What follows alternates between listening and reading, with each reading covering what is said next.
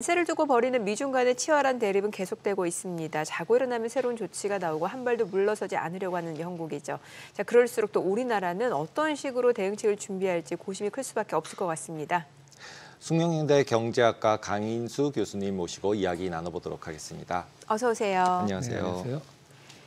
네, 지금 보니까 이제 미국이 중국에 대해서 관세를 전일에는 125%, 그런데 여기에 펜타닐에 대한 부분까지 20% 추가해서 145% 발표를 했는데 뭐 합의 가능성, 합의를 원한다라고는 했는데 글쎄요, 지금 아직까지는 보면은 많은 분들이 그렇게 협상, 합의는 쉽지 않을 거다라고 예측을 하고 있거든요. 어떻게 보시나요? 뭐 궁극적으로는 합의가 되겠죠. 근데 예, 이제 지금 국면에서는 어느 쪽도 지금 먼저 손을 내밀려고 하지는 않고 네. 트럼프가 이제 계속 뭐 혼자 이렇게 네. 얘기하는 거는 뭐 시진핑이 뭐 연락을 할 것 같다. 뭐 이런 식의 그렇죠. 자기가 원하는 거죠, 사실은. 연락이 해줬으면 먼저 와야 좋겠다는 되겠다. 거죠. 예. 뭐 그걸 받고 싶은데 그러고 있는 상태인데 지금 이제 어디까지 미국도 그렇고 중국도 그렇고 버틸 수 있을지 그건 좀 지켜봐야 될 것 같아요. 그러니까 예전하고는 좀 우리 2018년도에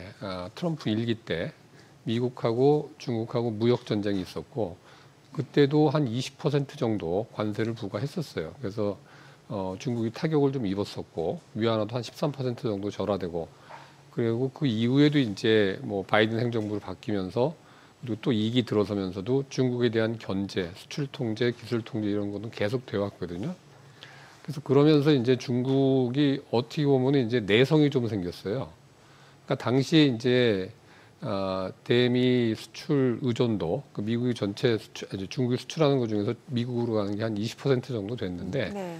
그게 아주 빠른 속도로 줄어들어서 작년 같은 경우는 한 12% 정도로 줄어들었거든요. 네. 그러니까 이제 대미 의존도도 교역 면에서 좀 줄어들었고 그거를 이제 대신하기 위해서 중국에서 내수 진작 정책, 뭐 쌍순환 정책이라고 해서 내순환을 이제 내부에 있는 규모 경제를 좀 살려서 바깥의 의존도를 좀 줄이려고 하는 그런 것도 했고 또 그동안에 이제 여러 가지 기술 통제 이런 거에 대응해서 나름대로 이제 어려운 환경에서도 뭐 기술 굴기, 반도체 굴기 이런 것들을 계속 추진해 와가지고서는 사실은 이제 딥시크 같은 데서도 우리가 많이 놀랬듯이 그렇게 견제를 했음에도 불구하고 뭔가가 이제 결과물이 나오니까 중국 입장에서는 한번 버텨보자. 그러니까 미국이 사이즈가 100이면 중국이 65 정도로 G2거든요. 두 번째로 크거든요. 네. 세 번째는 이제 격차가 많이 납니다. 독일인데 한 15% 정도밖에 안 되고 일본도 그 정도.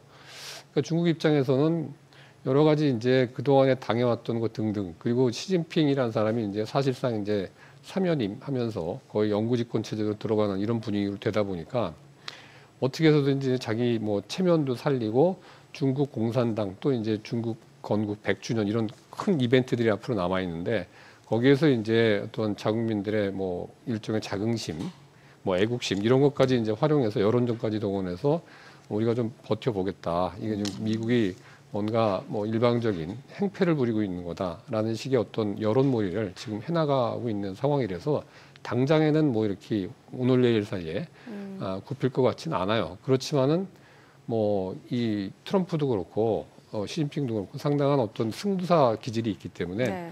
결정적일 때는 당연히 그건 이제 협상을 통해서 특히 이제 트럼프는 내부적으로 여러 가지 이제 뭐 주가 뭐 올라갔다가 내려갔다가 해서 뭐 뭔가 자신감을 주고 싶어하는 국민들한테 그런 메시지는 전하지만은 최근에 이제 금리가 특히 이제 10년물 국채 금리가 상당히 빠른 속도로 올랐거든요. 네. 그게 이제 미국 입장에서는 견디기가 상당히 힘듭니다. 미국이 지금 현재 정부 부채가 네. 한 3조 6천억 달러가 좀 넘거든요. 예. 우리 돈으로 하면 뭐 5경이 넘는 돈이라니까 어마무시하게 많은 돈인데 그걸로 인해서 이제 그 이자 부담이 작년 같은 경우에 이제 8,800억 불 정도 되는데 그게 우리 돈으로 하면 한 1,600억 조 남짓하게 예. 된다고 그래요. 1,200. 그러니까 우리나라 1년 예산의 2배가 넘어요. 그러니까 그 정도 규모니까 그게 이제 사회보장 지출 다음으로 큰 비중을 차지하는 정부 지출 항목이 돼버리니까 감당하기가 너무 어려운 거예요. 네. 근데 그 이자 부담이 높으니까 당연히 이제 그거하고 많이 연동이 돼 있는 게 당연히 국채 금리인데 그걸 낮추고 싶어 하는 거죠. 낮추고 싶어 하는데 지금 이런 식으로 뭔가 불확실성 이런 것들이 키우는 관세 정책이 집행이 될 경우에 이자율이 올라가니까 그 부담이 상당히 지금 커지니까 정부 효율부 뭐 일론 머스크 고용해가지고서는 뭐 몇만 명씩 잘라대고 이래서 예산 절감하는 거와 다 그냥 뭐 의미가 없게 네. 이자로 또 지불해야 되는 이런 상황이 지금 계속되면은 트럼프도 이게 오래 버티긴 좀 힘들거든요. 그래서 원래 시진핑과 트럼프가 있는데 서로 누가 먼저 와라 힘겨루기를 하고 있는 상황이잖아요. 그러면은 결국은 항상 모든 거래가 그렇지만 불리한 사람이 먼저 이제 무릎을 꿇는 거잖아요. 그러면 지금 말씀하신 것처럼 대외 의존도를 낮췄고 그다음에 내수 부양도 하고 있고 그다음에 기초 체력도 올렸고 기술 굴기도 했고 그다음에 이제 뭐 국가적으로 젊은 친구들 통해서 애국심 고양도 했고 이렇게 해서 싸워볼 만하다 이렇게 결정을 하고 있는 시진핑과 그다음에 지금 말씀하신 이자 부담 때문에 어쩔 수 없이 이제 따라갈 수밖에 없는 상태를 이제 시진핑 입장에서는 그래서 계속 이제 중국이 판다 채권을 팔아서 금리를 올리는 작전을 하고 있다 이런 루머들이 계속 돌잖아요. 그러니까 제일 아픈 아킬레스건을 건드리고 있는 거라고도 볼 수 있는데 그러면은 둘 중에 누가 더 불리한 상황일까요? 그 누가 더 불리하다고 지금 판단하기는 좀 성급한 게 중국이 그럼 타격이 없냐? 그럼 타격이 엄청 큽니다. 지금 145% 관세라고 하는 거는 사실상 수출업자들이 감당하기 어려운 안 수준이고요. 되는 그렇죠.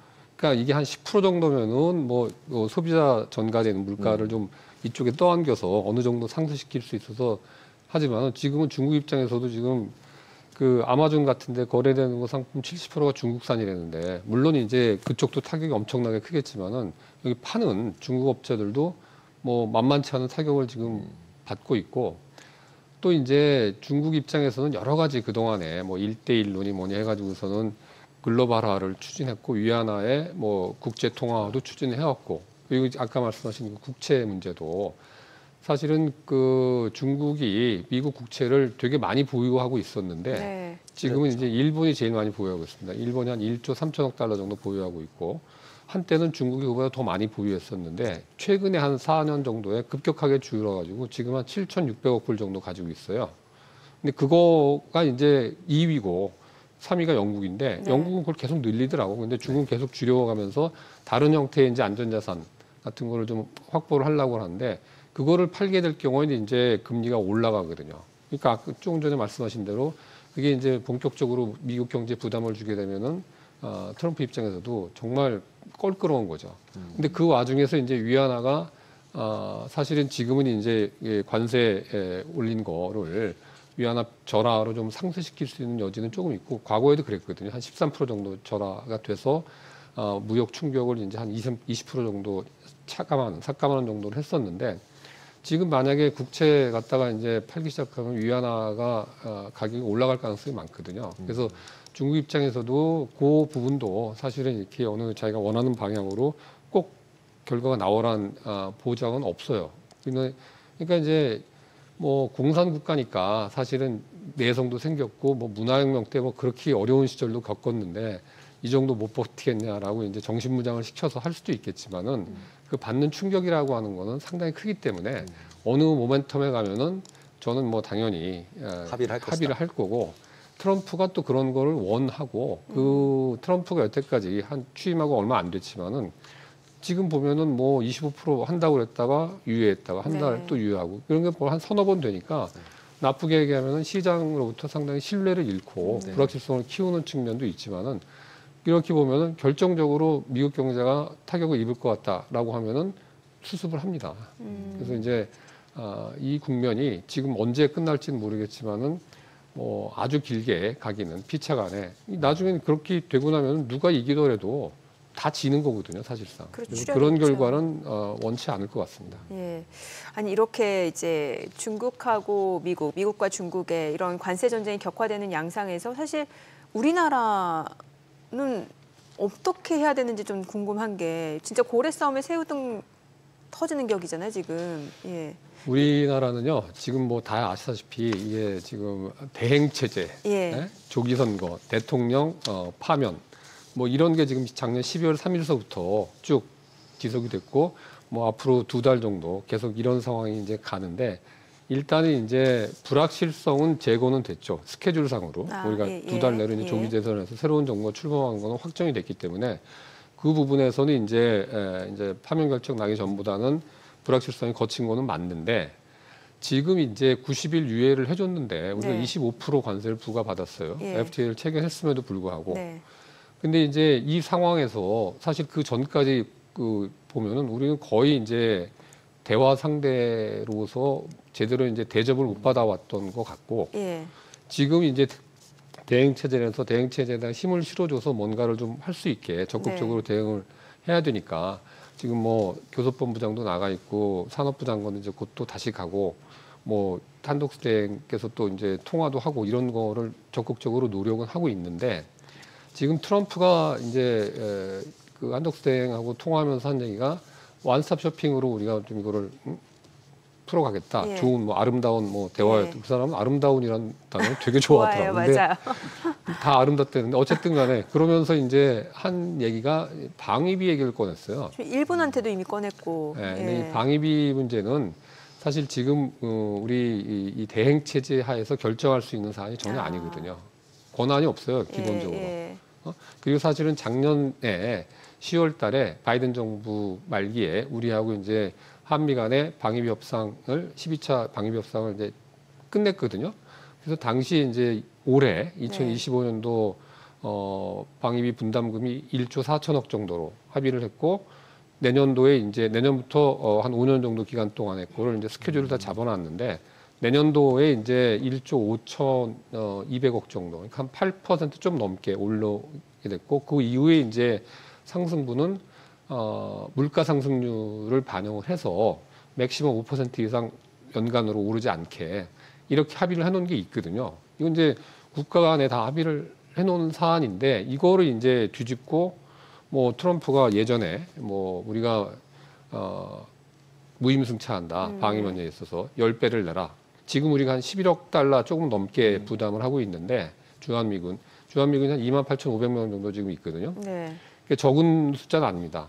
한 전 세계에서 한 3번째 정도로 많이 이제 주둔하고 있는 건 맞는데, 그럼에도 불구하고 지금 한 1조 5천억 이상 부담하고 이런 거는 그 비용, 실질적인 비용을 우리가 거의 다 커버를 해주고 있는 거임에도 불구하고 10배, 100억 달러를 내라고 했기 때문에, 이 부분을 지금 무역 그 관세 협상하고 이거를 연계시켜서 얘기할 경우에는 우리가 상당히 결정권도 없을 뿐더러 부담도 그러게요. 엄청나게 이제 커지는 상황이기 때문에, 우리 지금 대표단 입장에서는 가급적이면 이건 분리해서 했으면 좋겠다라는 뭐 의사를 좀 밝히고 있죠. 근데 네. 이제 그거 이외에도 미국이 요구한 것들이, 사실 우리 입장에서는 지금 이 한 2달 정도 이 과도 기간에 할 수 있는 최선의 길이라고 하는 거는 미국이 요구한 사항들이 좀 있습니다. 예를 들면은 자기네들이 가장 취약한 산업, 필요하지만 취약하다고 생각하는 조선업 같은 경우에 유지보수 관리 이런 것들을 우리가 이제 제조 능력이 좀 있으니까 우리한테 좀 상당히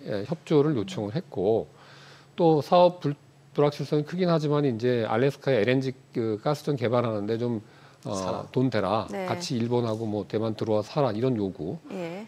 그리고 이제 지난달 말에 발표했던 무역장벽 보고서에서 지적된 한 21가지 정도 사안이 있습니다. 그 사안들, 뭐 예를 들면 30개월령 넘어가는 소고기 수입을 16년째 지금 우리가 금지시키고 있는데, 이런 거 풀어라. 뭐 기존에 해오던 주장인데 한 2개 정도가 추가된 건 있어요. 어떤 거예요? 2개는 이제 우리가 1,000만 불 넘어가는 어떤 무기를 이제 미국으로부터 구입할 때 옵셋 조항 같은 거를 이제 넣는 거에 대한 여러 가지 부당성, 그쪽에서 봤을 때 부당성, 원래 관행인데 그런 거를 이제 좀 시정하라라는 거하고, 원전에 대한 그 소유 지분 제한, 뭐 3% 정도 외국인한테 한정되어 있는 거를 풀어라. 근데 사실 그 2개는 이건 좀 우리 입장에서는 이건 좀 뭐 사실 우리만 하는 것도 아니고, 어느 나라나 이제 원전 관련된 거는 우리가 핵무기 관련된 거 핵 개발을 못하게 하면서 또 원자력 발전은 우리가 또 강점이 있거든요. 그러면서도 이건 상당히 뭐 국책 사업 성격이 아주 강하기 때문에 어느 정도 지분 제한을 한 거에 대해서는 국제적으로 용인이 되는데 그런 것들을 추가로 2개 정도 이제 얹은 거고 나머지 분야는 이제 그동안에 쭉 지적이 되었던 것들인데 이제 그런 것들 중에서 다 수용하는 거는 좀 어렵고요. 우리가 봐서 실익이 없고 네. 그리고 어떤 이 보호하는 정당성, 과학적인 근거 이런 거가 없는 거는 사실은 수용을 해주는 게 맞다고 봅니다. 협상력을 높이기 위해서라도. 그러니까 전혀 네. 안 들어주면서 우리 요구만 관철시킬 수는 없잖아요. 네, 그래서 네. 이제 그런 면에서는 어떤 산업협력 그리고 미국이 지적한 사항들 중심으로 해서 지금 권한대행 체제에서는 그거 중심으로 이 방위비 관련된 건 이제 솔직하게 네. 얘기를 해야죠. 권한도 없고 그리고 사실 이제 잘못하면은 차기 어떤 누가 뭐 대권을 잡을지는 모르겠지만은 차기 정부에서 결정해야 될 중요한 사안을 지금 결정했다가 상당히 이제 문제될 소지가 있는 거기 때문에 섣불리 지금 그거는 의사결정하기가 어렵다라는 거를 양해를 구해야 될 것 같습니다. 네, 오늘은 여기까지 듣겠습니다. 내용 잘 들었습니다. 고맙습니다. 감사합니다.